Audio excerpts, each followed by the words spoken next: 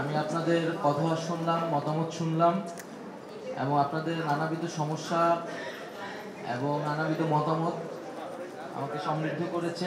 আমি বোঝার চেষ্টা করেছি আপনাদের সমস্যাগুলা কোথায় এবং কিভাবে এটা সমাধান হতে পারে। আপনাদের জায়গা থেকে আপনারা অনেক প্রস্তাবনা করেছেন, আমরা সেগুলা সর্বাত্মক চেষ্টা করব যাতে আপনাদের সেই সমস্যাগুলো সমাধান আমরা দিতে পারি।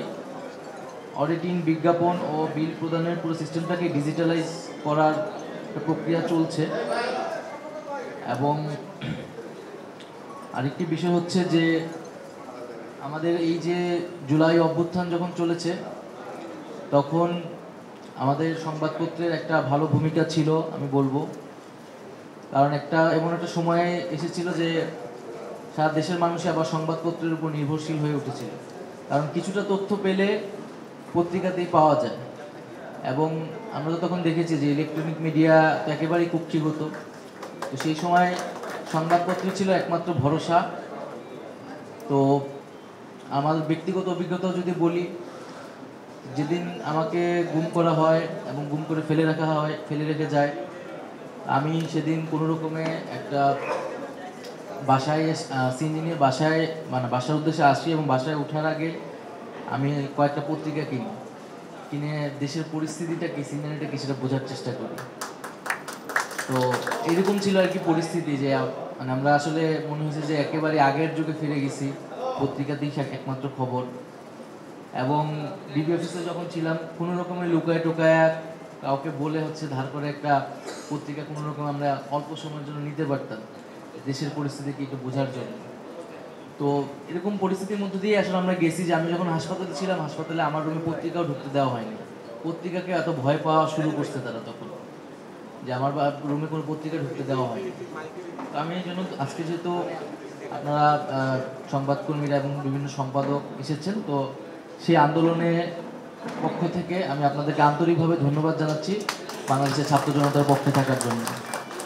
আবার এর উল্টো দিকও আছে, আমরা জানি যে এই সংবাদকর্মী অনেকেই আন্দোলনের বিপক্ষ ছিল, ফ্যাসিবাদের পক্ষেই তারা কাজ করেছে। এবং আমি এর আগেও এটা স্পষ্ট করেছি যে ফ্যাসিবাদের পক্ষে যারাই কাজ করুক না কেন, এই গণহত্যায় যারাই উস্কানি দিয়ে থাকুক না কেন, তাদের বিচার হবে। সে সাংবাদিক না, কবি না, সাহিত্যিক, এটা বিবেচনায় আমরা নেব না। আবার একই সাথে কোনো সাংবাদিক বা যে কেউ, তার সাথে যদি ইনজাস্টিস করা হয়, তার প্রতি যদি অবিচার করা হয়, সেই বিষয়টিও আমরা দেখব। কাউকে যদি এমন মামলা দেওয়া হয় যে মামলা সে আসলে অভিযুক্ত হওয়ার কথা না, আমরা বলেছি সেই মামলাগুলো প্রত্যাহার করা হবে। যার যতটুকু অভিযোগ, সেই অভিযোগের ভিত্তিতেই তার বিরুদ্ধে ব্যবস্থা নেওয়া হবে। দ্বিতীয়ত, আমরা গণমাধ্যমের স্বাধীনতার কথা বলেছি যে আমরা গণমাধ্যমের স্বাধীনতা নিশ্চিত করতে চাই, কিন্তু এটি কেবলই মুখের কথা নয়, আমরা এটি কাজে বাস্তবায়ন করতে চাই। তো কীভাবে কাজে বাস্তবায়ন করা যায়, এটা বাস্তবিক করা যায়, সেটার জন্য নীতিমালা প্রয়োজন। এবং এই নীতিমালার জন্য আপনারাও যেটা বললেন যে একটা কমিশন গঠন প্রয়োজন খুব দ্রুত সময়ের মধ্যেই। আমি আশা করি যে আগামী সপ্তাহেই হয়তো গণমাধ্যম সংস্কার কমিশনের ঘোষণাটি দিতে পারবো আমি। আমাদের প্রধান উপদেষ্টা ডক্টর মোহাম্মদ ইউনূস, উনি জাতিসংঘ থেকে দেশে আসলেই হয়তো এই ঘোষণাটি আসবে। আমি কথা বাড়াবো না, আমি জাস্ট আরেকটি বিষয় আপনাদেরকে বলবো। আমরা গণমাধ্যমের স্বাধীনতা চাই অবশ্যই, কিন্তু আমি আপনাদের কাছেই প্রশ্ন রেখে যেতে চাই যে গণমাধ্যমের স্বাধীনতার সীমাটাও বা কতটুকু। আমরা জানি যে স্বাধীনতা মানে আসলে স্বাধীনতা, এখানে কোনো নিয়ন্ত্রণ চলে না। কিন্তু গণমাধ্যমের স্বাধীনতার কথা বলে বা স্বাধীনতার মাধ্যমে কি ফ্যাসিস্টদের পক্ষে প্রচারণা করা যাবে কিনা? গণমাধ্যমের স্বাধীনতার কথা বলে কি ফ্যাসিস্টদের পারপাস সার্ভ করা যাবে কিনা? তো সেই বিষয়টি আপনাদের কাছে প্রশ্ন রেখে গেলাম।